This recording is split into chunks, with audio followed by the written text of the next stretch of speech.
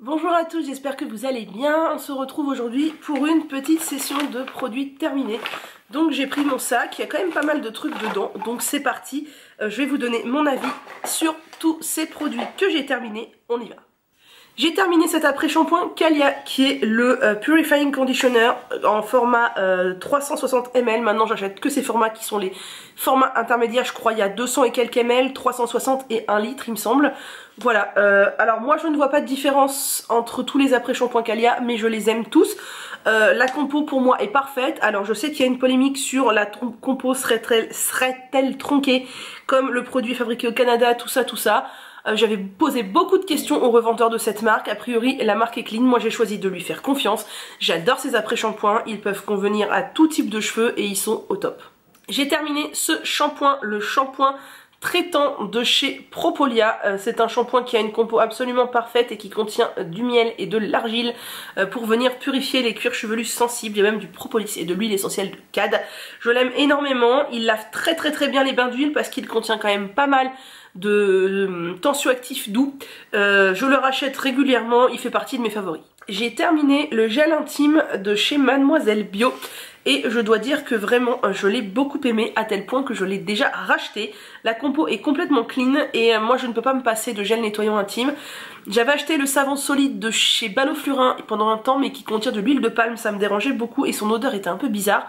Mais alors ce gel intime là je l'aime énormément et je l'ai déjà racheté. J'ai aussi terminé cette mousse nettoyante pour le visage qui m'avait été offerte par Mademoiselle Bio aux deux eaux florales de rose et d'oranger. Alors j'avais eu des échos de certaines personnes comme quoi ça leur donnait des boutons. Sur moi pas du tout, je l'ai utilisée vraiment beaucoup, elle a une très bonne compo et c'est hyper économique les formats mousse. Moi j'aime bien me laver le visage le matin avec un format mousse. Sans vous mentir, je dû la recevoir mi-juillet. Mi-fin juillet peut-être. Je l'ai utilisé quasiment tous les jours de août à janvier. Ouais c'est ça, j'ai dû la finir courant janvier.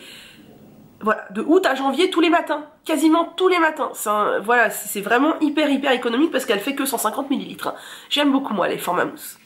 J'ai terminé de l'hydrolat de camomille romaine de chez Bioflore que j'avais acheté il y a très longtemps. Dans le but d'éclaircir mes cheveux. Je ne l'ai pas du tout utilisé à cet effet, je l'ai simplement utilisé en mettant un peu dans mes masques aux poudres quand j'avais besoin de les liquéfier un peu.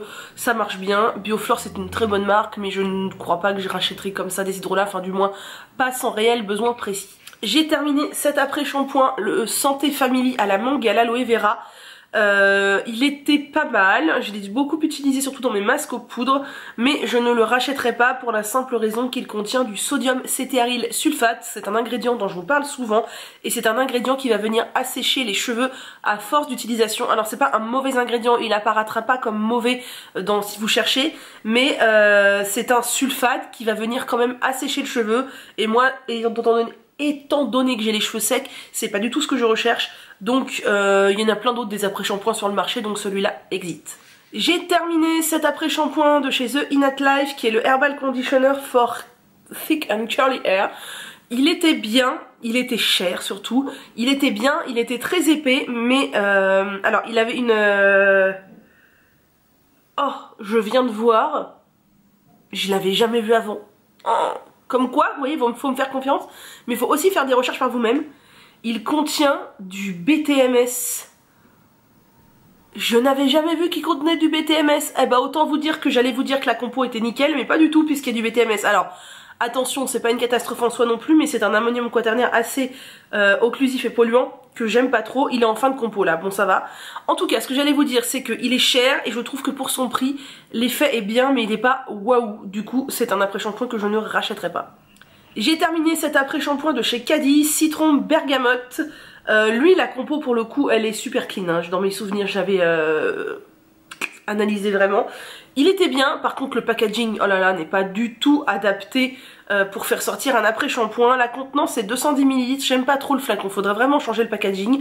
Mais je l'ai bien aimé et je pense que je pourrais tout à fait le racheter. J'ai terminé ce gel d'aloe vera de chez Pure Aloe. Vous savez que quand j'achète du gel d'aloe vera, j'achète soit le Bioflore, soit le Pure Aloe, soit le Mademoiselle Bio. Ce sont mes trois préférés, ils sont très bien, je m'en sers tout le temps pour les cheveux, le visage, le corps, etc. à racheter sans hésiter. J'ai terminé ce shampoing, le Sunshine Clean des secrets de Loli, et je ne le rachèterai pas, c'est certain. Si j'avais vu la compo avant de l'acheter, vraiment je suis trop bête, j'ai acheté parce que tout le monde en parlait. Je ne l'aurais pas acheté étant donné que le premier ingrédient est de l'eau et le deuxième ingrédient est un ammonium quaternaire. Voilà, ça veut dire qu'avant même d'avoir un agent lavant dans votre machin, vous avez un quat. Et sincèrement, moi, un quat dans un shampoing, c'est quelque chose qui me fait fuir. Encore plus quand c'est comme ça en début de compo, donc clairement je ne rachèterai pas.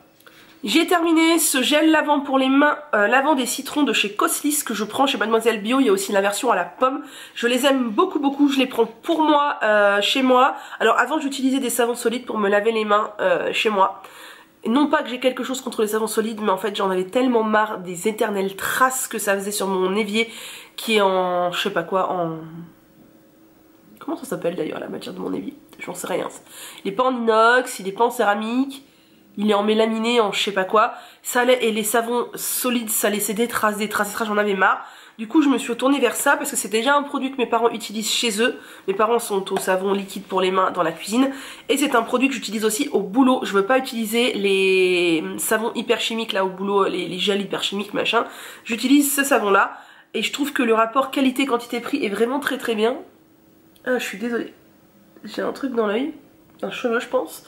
J'aime beaucoup ce citron parce que j'adore les agrumes, ça vous le savez. Et il est très bien, la compo est très bien, donc dedans on a du sodium cocosulfate, mais pour les mains c'est pas grave du tout. Et je vous dis c'est 1 litre pour je crois 5 ou 6 euros. Donc clairement c'est hyper économique, je rachète tout le temps. Alors j'étais dégoûtée la dernière fois que j'ai passé commande chez Mademoiselle Bio, justement c'était en partie pour ça.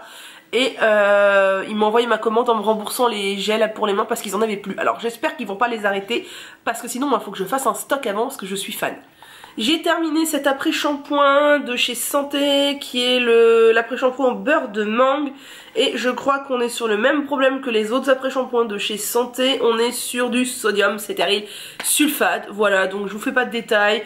Je l'ai utilisé majoritairement dans mes masques aux poudres. Il est quand même certifié BDIH Natrousse qui sont des très bons labels. Mais moi j'essaie d'éviter le sodium cétéryl sulfate. C'est un avis purement personnel et extrêmement exigeant en termes de composition. Mais voilà, je vous donne mon avis sincère. J'ai terminé cet après-shampoing PHB Balancing Conditioner lavande menthe que j'avais pris chez EcoVerde. Ça fait longtemps que je n'ai pas commandé chez EcoVerde.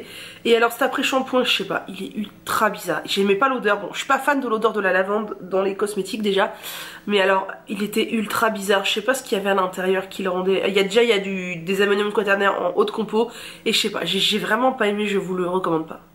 J'ai terminé mon chouchou d'amour, le Scalp Treatment de chez The Innate Life que je prends chez So Natural Beauty. C'est le je sais pas combienième pot que je rachète, tellement je l'aime ce truc. C'est un petit sérum que l'on applique sur le cuir chevelu qui va venir l'apaiser, le purifier, en même temps stimuler la pousse. C'est un baume beurre bien riche mais qui se lave très bien. Franchement je l'adore, je ne peux que vous le recommander. Si vous voulez plus d'infos, il y a des posts sur Instagram, un article sur mon blog dédié et j'en parle dans quasiment tous mes journaux de pouce. J'ai terminé cet après-shampoing de chez Urtecram à la rose et là c'est pareil. Vous savez peut-être si vous me suivez depuis longtemps que j'étais extrêmement fan des après-shampoings Urtecram pendant un temps jusqu'à ce que je découvre justement cette polémique sur le sodium cétéryl sulfate. Alors la compo des après-shampoings Urtecram elle est super clean, pas de couate, rien du tout, mais du sodium cétéryl sulfate et comme je vous ai dit j'essaye de l'éviter. Alors je sais que ça peut paraître un peu excessif mais écoutez, comme il y a d'autres après-shampoings qui n'en contiennent pas, je me concentre vers ceux-ci et puis j'ai envie de tester aussi des nouveautés, donc maintenant Urtecram, je fais un peu l'impasse dessus. J'ai terminé ce dentifrice fraîcheur de chez Mademoiselle Bio. Je l'ai vraiment beaucoup aimé, au xylitol, à la menthe poivrée et à l'aloe vera. Alors moi, clairement, les dentifrices Mademoiselle Bio, je les aime vraiment beaucoup. Ils sont très très bien, je trouve.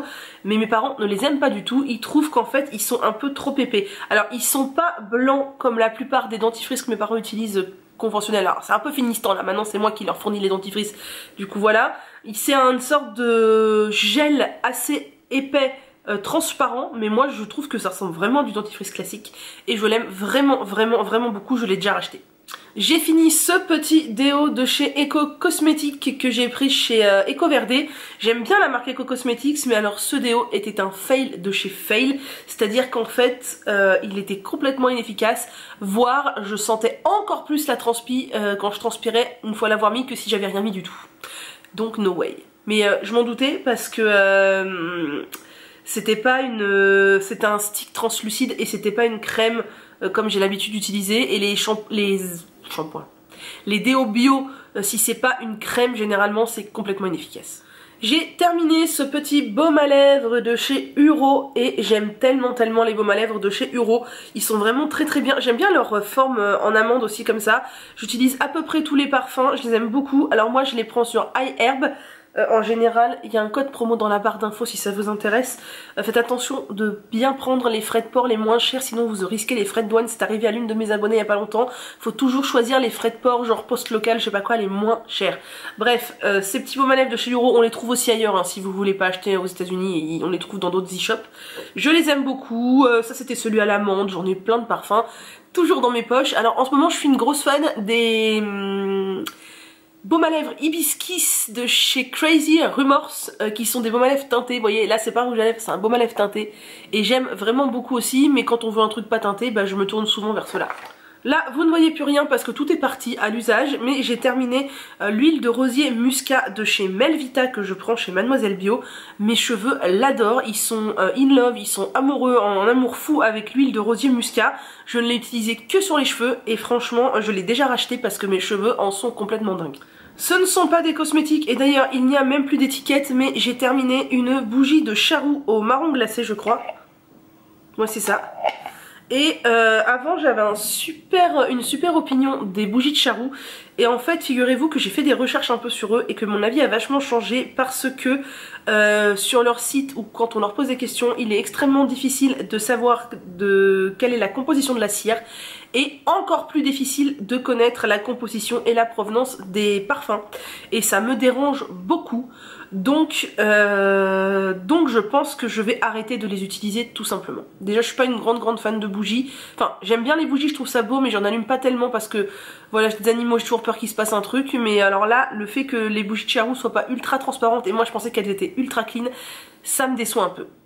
J'ai terminé du henné neutre de chez WAM, je l'avais pris lors du Black Friday, je voulais tester, voir ce qu'il valait et je n'ai pas été déçue, il est très bien, il est extrêmement fin, il est super agréable à utiliser. Si vous passez commande chez WAM et que vous avez besoin de henné neutre, n'hésitez pas, il est très bien.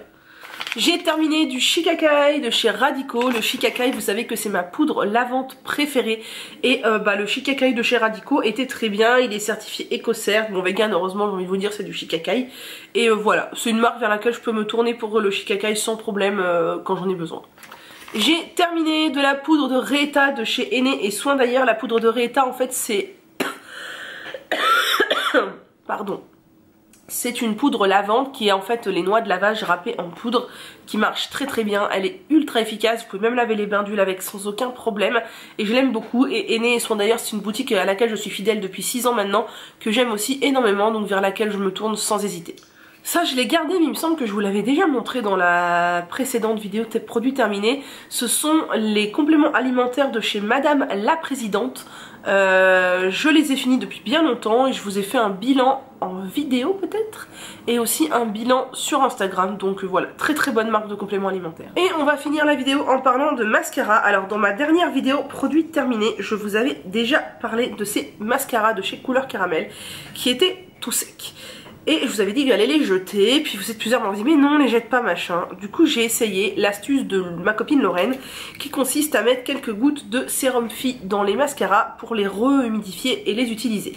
Je l'ai fait, ça a plus ou moins marché en fonction des mascaras, il y en a où il a vraiment fallu insister et c'était pas terrible. Ça a marché genre 15 jours et après ils étaient à nouveau complètement sécos. Donc voilà, enfin je pense qu'ils sont complètement foutus, je sais pas ce qui se passe, bref ils vont cette fois aller à la poubelle puisque je ne peux plus rien pour eux, donc voilà. Puis Couleur Caramel, j'ai remarqué que de base ça séche assez vite les mascaras, donc je vais rester sur les mascaras Lily Lolo ou les mascaras Avril qui sont encore moins chers et pour l'utilisation que j'en fais, ça suffit bien. Voilà, on a fait le tour d'absolument tout ce que j'ai terminé pour le moment, donc je n'ai plus rien à vous montrer. Je vous montrerai mes nouveaux produits terminés dans un moment quand j'en aurai d'autres. N'hésitez pas à me mettre un petit pouce en l'air, à vous abonner pour recevoir les notifications parce que je sais que comme j'ai peu d'abonnés et peu de vues, mes vidéos passent à la trappe et vous ne les voyez pas dans votre fil d'actualité. N'hésitez pas à me laisser un petit commentaire et à me rejoindre sur Instagram où je partage très régulièrement Prenez soin de vous et moi je vous dis à bientôt.